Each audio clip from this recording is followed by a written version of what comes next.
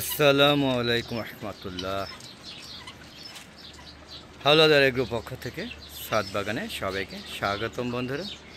বন্ধুরা আজকে আমি দেখাবো আমার ছাদে দ্বিতীয় অংশে ছাদ বাগানটা ঘুরে ঘুরে আপনাদের সাথে দেখাবো।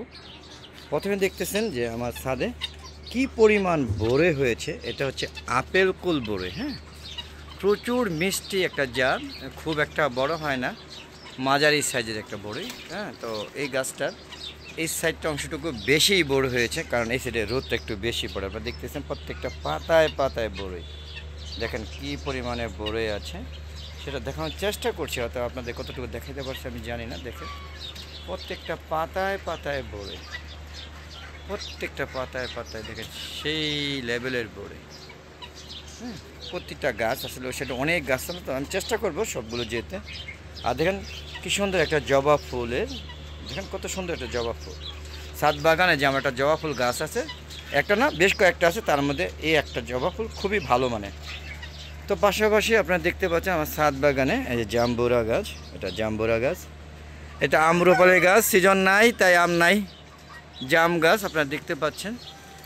এটা হচ্ছে একটা দেশি আম জাতের গাছ, সেটা হচ্ছে একটু মনে করতে হবে, এটা হচ্ছে যে আম্রপালির আগে মনে পড়ছে না, মনে পড়লে আমি আপনার শেয়ার করে দিব।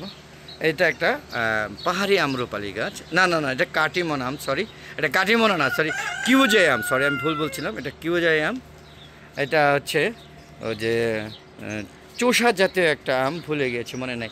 এটা হচ্ছে বিশাল বড় যে প্রজাতি, এটা হচ্ছে চিয়াংমাই প্রজাতির একটা আম, প্রচুর লম্বা লম্বা হয়।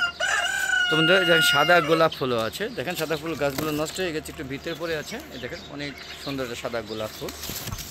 পাশাপাশি আপনারা দেখতে পাচ্ছেন এই যে আমড়া গাছ, দেখেন কীভাবে আমড়া ঝুলছে গাছে, দেখেন গাছের থেকে আমড়া বেশি, দেখেন গাছের থেকে আমড়া বেশি, কী পরিমাণে আমড়া ঝুলছে একটু দেখেন, প্রত্যেকটা গাছের পাতায় পাতায় আমড়া ঝুলছে দেখতে পাচ্ছেন। এটা একটা খেজুর গাছ, এটা হচ্ছে আজোয়া খেজুর, আজোয়া না, এটা হচ্ছে মরিয়ম খেজুরের গাছ। হ্যাঁ, এখানে তিনটা গাছ আছে,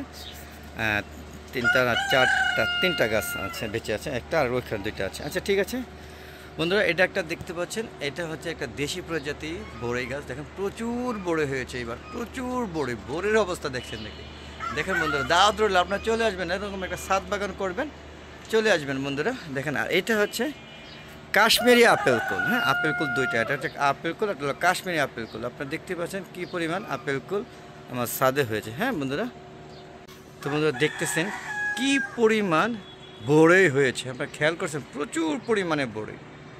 বন্ধুরা এই যে দেখুন এইটা একটা কাঁঠাল গাছ, দেখেন কি পরিমাণে কাঁঠাল গাছ কত বড় হয়েছে সেটা দেখানোর চেষ্টা করছি।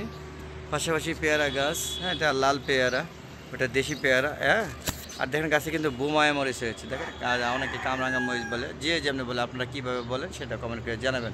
সুন্দর মরিচ হয়েছে, মরিচ কিন্তু অনেক হয়েছে, দুইটা না কিন্তু বন্ধুরা অনেক মরিচ হয়েছে, গাছটা ভরা মরিচ।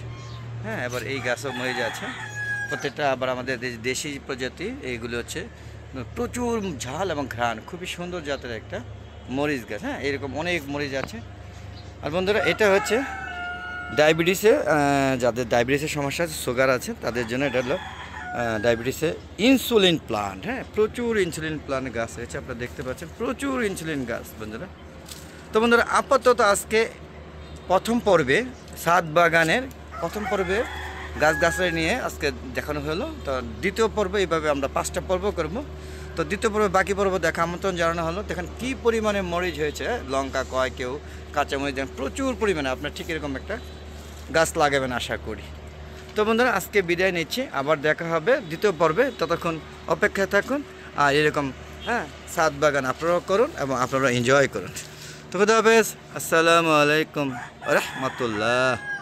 আবার দেখা হবে দ্বিতীয় পর্ব নিয়ে, ততক্ষণে আমার সাথেই থাকবেন। আর চ্যানেলটাকে সাবস্ক্রাইব করে পাশে বেল আইকনটা ক্লিক করে দেবেন।